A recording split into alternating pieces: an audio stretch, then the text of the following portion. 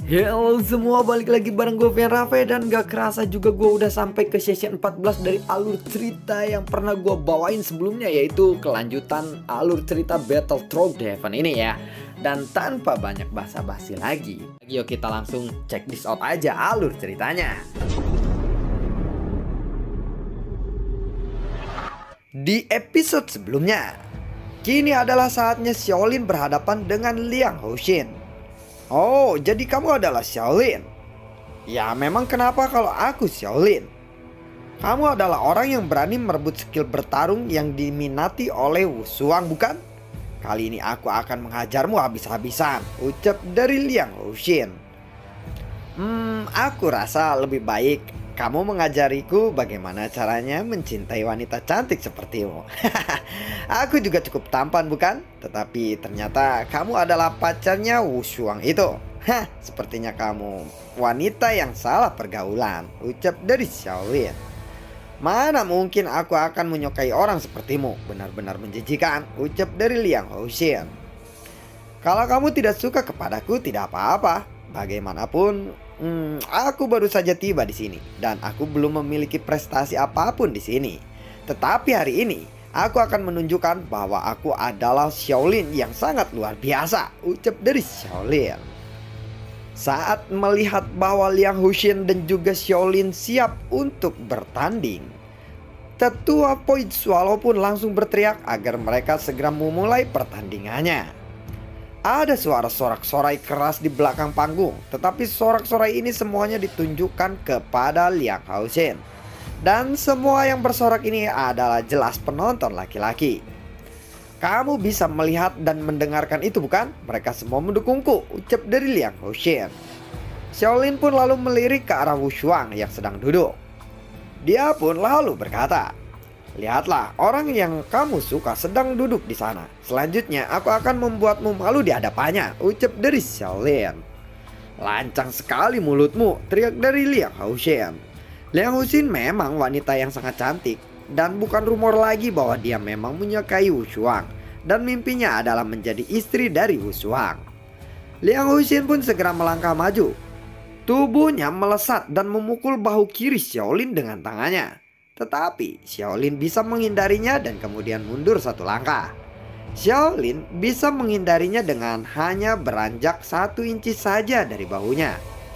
"Wih, ternyata tanganmu mulus juga ya," ucap dari Xiaolin. Tiba-tiba Xiaolin pun mencondongkan tubuhnya ke depan, dan semua kekuatan di bahunya dituangkan ke lengan Liang Houxin. Buar! Liang Houxin pun dipukul mundur beberapa langkah dengan lengannya sedikit bergetar. "Hei, bukankah kamu hanyalah seorang Dao Huang bintang 1? Tanya dari Liang Houxin. "Kekuatanku memang baru saja setingkat itu. Kamu memang benar, tetapi pengalaman bertempurku bukanlah tandinganmu," ucap dari Xiaolin. "Aku akan membunuhmu, pembohong tengik," teriak dari Liang Houxin. "Karena kamu menyukai Wushuang, maka aku tidak akan segan-segan kepadamu," jawab dari Xiaolin. Melihat tinju Liang Houxin, Xiaolin pun langsung meraih pergelangan tangan Liang Houxin dengan satu tangan, dan tangan kanannya lalu menyerangnya dengan sebuah pisau. Sebret! Serangan itu mengenai lengan bawah Liang Houxin dan langsung merusak kemulusan lengan Liang Houxin. Liang Houxin pun lalu mundur dan berteriak. Dia merasa kesakitan dan air matanya hampir mengalir. "Bajingan, aku pasti akan mengajarmu," ucap dari Liang Houxin. Tanpa ragu-ragu, Liang Houxin pun langsung menembakkan bola api ke arah Xiaolin dengan sangat ganas. "Wih, orang-orang di sana memang pengendalian api yang handal," ucap dari Xiaolin. Setelah itu, tinju Xiaolin pun bergetar dan kemudian sekumpulan bola api biru pun meledak dari tangannya. Suhu dan kekuatan api biru ini berbeda dengan Liang Houxin dan tidak berada di level yang sama. Dan ketika kedua api itu bertabrakan, dalam sekejap api Liang Houxin pun dikalahkan dan dilahap oleh api biru milik Xiaolin. Buar! Serangan Xiaolin pun terus melesat mengenai Liang Houxin. Liang Houxin pun terpental keluar arena. Xiaolin menang. teriak dari pria parubaya itu saat melihat Liang Husin terpental jauh ke belakang dan keluar dari arena itu. Saat melihat adegan ini, semua penonton pun terdiam. Dan pengumuman ini membuat banyak orang tidak percaya, terutama Wu Shuang. Liang Husin sudah dipandang sebagai murid yang luar biasa di sini.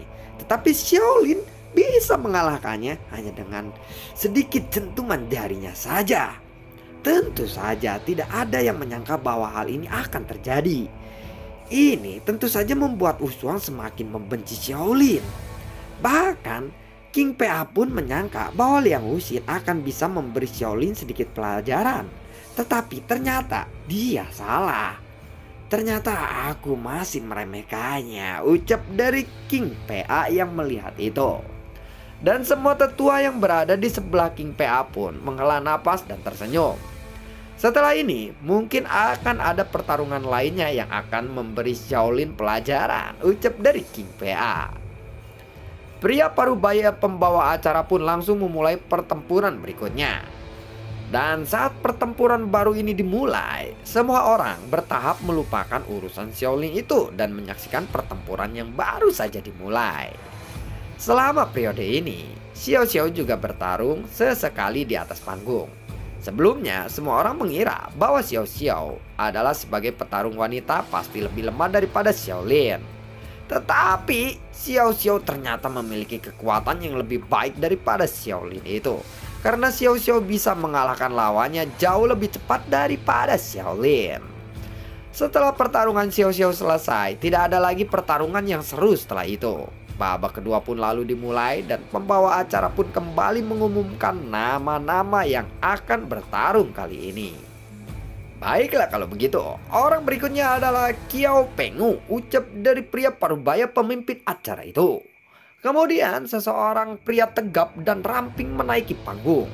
Sebelum pertempuran ini dimulai, tiba-tiba dia melirik ke arah Xiaolin dengan ekspresi yang tidak menyenangkan. Hei, mengapa dia terus melihatku dengan sangat membenciku, ucap dari Xiaolin. Orang ini adalah murid tetua Leng Hu. Dia adalah petarung yang sangat cepat dan dia juga pernah membunuh Dou Huang bintang 4 di lembah orang mati. Dia sangatlah kuat, ucap seseorang senior yang berdiri di sebelah Xiaolin. Wow, ternyata itu sangat luar biasa. Lalu kenapa dia membenciku? Padahal aku tidak berurusan dengannya sama sekali, ucap dari Xiaolin. Dia membencimu jelas karena dia sebenarnya menyukai Liang Husin dan bersumpah untuk menikahi Liang Husin. Namun Liang Husin menyukai Wu Shuang. Sebelumnya dia pernah depresi dan setelah kamu mengalahkan Liang Husin, dia menjadi lebih depresi seperti itu, ucap dari senior itu. Jadi aku disalahkan karena aku mengalahkan Liang Husin, ucap dari Xiaolin. Sepertinya memang begitu, jawab dari senior itu sambil mengangguk. Orang-orang Yan Protos kuno ini benar-benar luar biasa. Jadi aku tidak boleh mengalahkan Liang Husin dan aku harus membiarkan Liang Husin memukulku supaya aku bisa disukai di sini. Itu sungguh merepotkan sekali, ucap dari Xiaolin. Apakah kamu takut semua orang tidak menyukaimu di sini? Tanya dari Xiao Xiao. Tentu saja aku tidak takut, tetapi kalau aku kalah olehnya, maukah kamu membalaskan dendamku untuknya, Kak? Ucap dari Xiaolin kepada Xiao Xiao. Jika kamu tidak bisa mengalahkannya, aku akan terus menyuruhmu latihan sampai kamu bisa mengalahkannya. Jawab dari Xiao Xiao. Setelah Qiao Penghu melirik Xiaolin, kemudian dia memandang lawannya di babak kedua ini. Dan lawannya juga memandang Qiao Penghu. Sebagai sesama murid Yan Protos kuno, dia tentu saja sudah tahu bagaimana reputasi Qiao Penghu. Tetapi tidak ada rasa takut di wajahnya. Kakak senior Qiao Penghu, mari kita bertarung dengan baik, ucap dari pria itu sebagai lawannya dari Qiao Penghu. Untuk melawanmu, aku tidak akan menggunakan senjataku. Tangan kosong saja sudah cukup untuk mengalahkanmu, ucap dari Qiao Penghu. Oh baiklah, semoga kamu tidak akan menyesali keputusanmu itu, jawab dari pria yang menjadi lawan dari Qiao Penghu. Ya, kita lihat saja nanti, jawab dari Qiao Fenghu. Pria itu segera menghunuskan pedangnya dan langsung bergegas melesat ke arah Qiao Fenghu. Tetapi tiba-tiba Qiao Fenghu seakan-akan, susah banget namanya anjing, ganti kek Warsem, Murtad kek atau apa kek, Murtado, Eko yang gampang. Pria itu segera bergegas menghunuskan pedangnya langsung ke arah Qiao Fenghu. Tetapi tiba-tiba Qiao Fenghu seakan-akan menghilang dan dalam sekejap telah muncul di depan lawannya. Hus. Bak buk. Kamu sudah kalah, ucap dari Qiao Fenghu.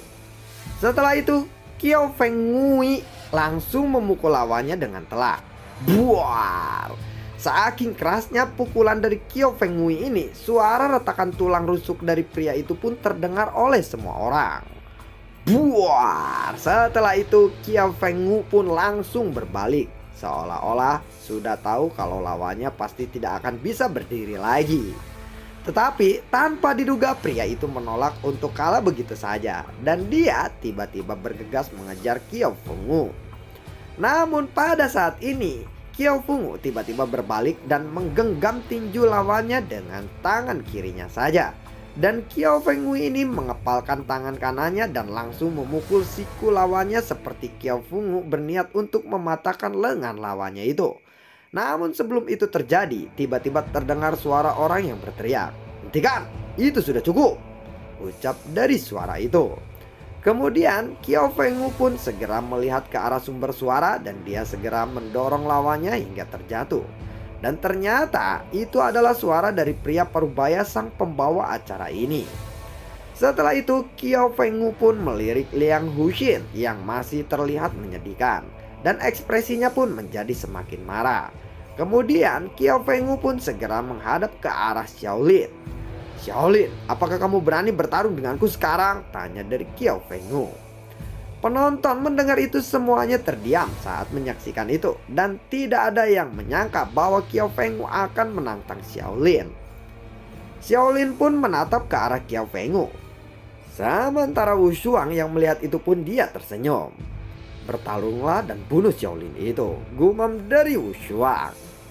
"Sebelumnya aku ingin melihat Qiao Fenghu bertarung dengan Xiaolin, tetapi orang tua itu pasti tidak akan setuju akan hal ini," ucap dari Qian Laizi yang duduk di kursi tetua. Benar saja, begitu Qian Laizi selesai berbicara, Jing Lian segera berdiri. "Siapapun yang berani bertarung secara pribadi di wilayah Yan Protos kuno ini, aku akan mengurungnya selama 1 tahun," ucap dari Jing Lian. Pada saat ini aura di tubuh Xiaolin pun sudah memancar, tetapi Jing Lian dengan kekuatan jiwanya segera menekan aura di antara keduanya, dan suasana pun kembali menjadi tenang. Setelah itu Qiao Fenghu melirik ke arah Xiaolin dan berjalan keluar arena pertempuran itu, dan sambil menatap Xiaolin dengan penuh rasa yang marah. Dia ingin sekali menghajar Xiaolin ini, namun telah dihalangi oleh Jing Lian. Dan lalu bagaimanakah kelanjutan ceritanya? Dan maaf karena skripnya habis, jadi nggak cukup 1 video, jadi gue berhenti di sini.